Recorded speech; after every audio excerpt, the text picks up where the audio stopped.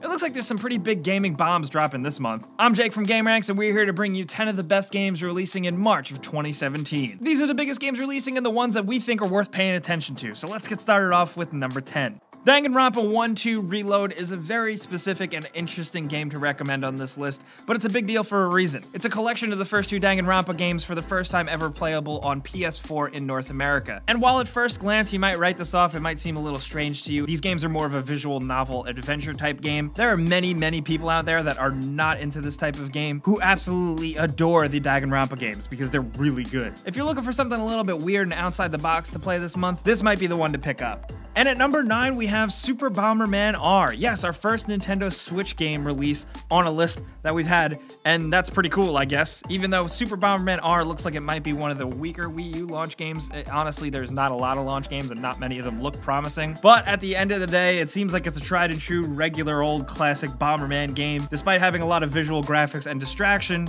we hope the gameplay from the original Bombermans still holds up. And honestly, some Bomberman on the go or on the TV doesn't sound so bad, so we figured we'd give it a shout out.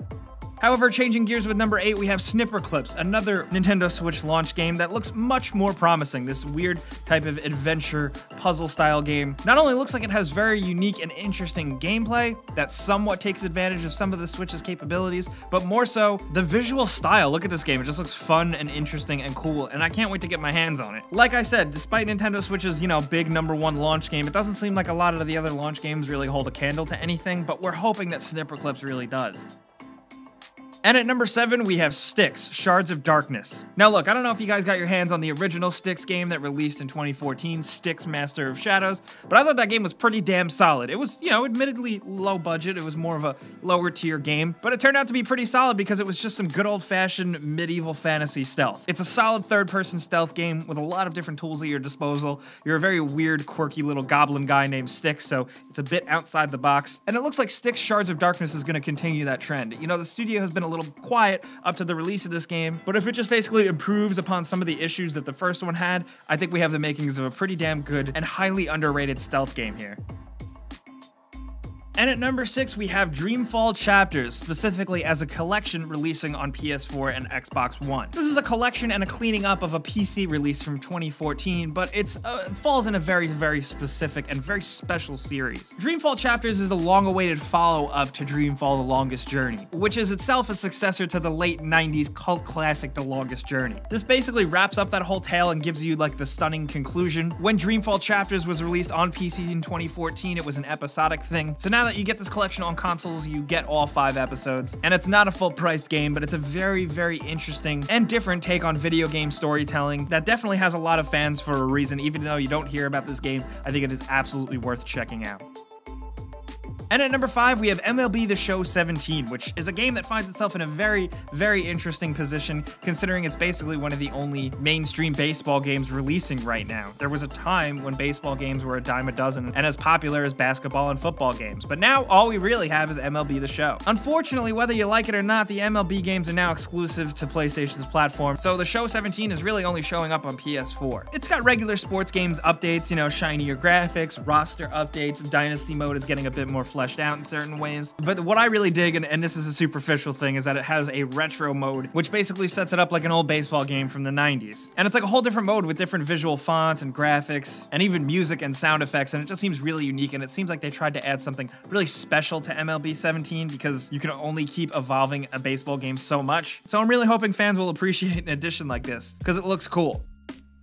And at number 4, getting down to probably the most hotly anticipated games of the month, we have Nier Automata, a game that is extremely hyped, but for good reason, because it looks like it's one of those good Platinum games. Platinum has been hit or miss lately, but Nier Automata definitely looks like a winner, especially considering it has some weight behind it. It's the sequel to Nier, and that's a spin-off of the Drakengard series itself. This game takes place during a proxy war between machines and the rest of humanity, and you play as a combat android between her and her companion, and I gotta say, the main characters are very interestingly designed characters, not only just because the main character has a cool butt that everybody keeps talking about, but also the blindfold thing. But the biggest thing here is that the combat looks fast and frenetic, and the world looks beautiful and very interesting to explore. Combat is real-time and action-based, while you can also summon different robots to help you out, and thankfully there's a lot of JRPG elements going on under the hood. Myself and many others have been trying not to look into the game too much to really spoil anything, but I gotta say, Nier Automata looks incredibly exciting and I can't wait to play it.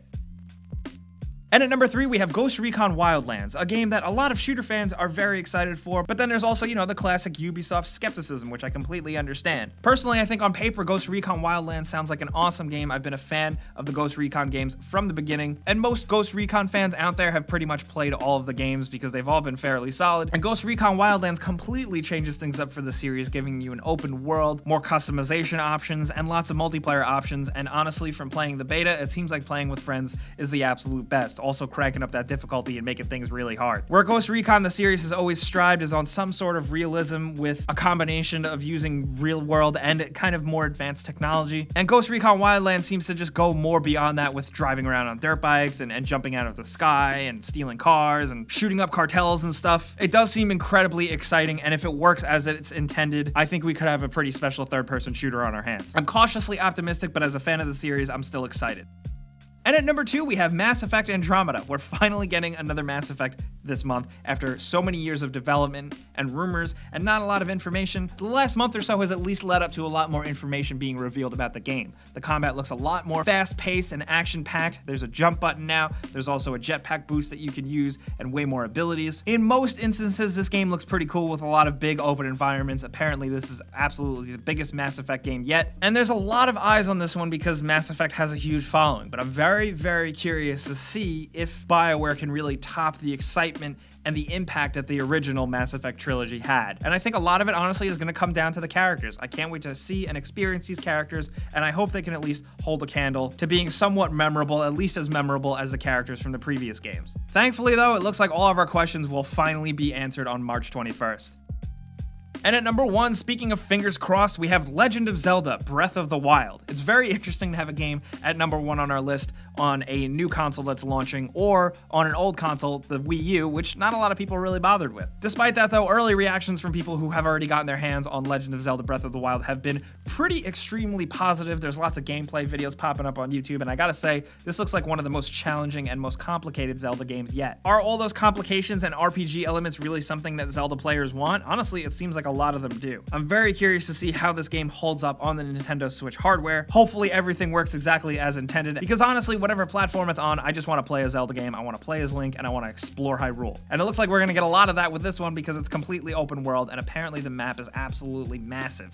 But those are the big games releasing in March 2017 that we think are potentially worth caring about. We also have some bonus games we couldn't fit on the list, and it's pretty much just that collection of Kingdom Hearts HD 1.5 Remix and 2.5 Remix releasing on PS4. I know a lot of Kingdom Hearts fans are eager to get their hands on that. But most importantly, we kind of put this video out for discussion and information. We want to know what games you guys are going to be playing and talking about this month, so let us know which games on this list you're most looking forward to playing in March 2017. If you got your own top 10 or top 5 yourself, definitely hit us in the comments with it. You also probably know the deal by now. Clicking the like button helps us out a ton, and it helps us do more videos, and subscribing if you're new is a good idea because we put out videos every single day. But as always, thanks for watching, and we'll see you guys next time.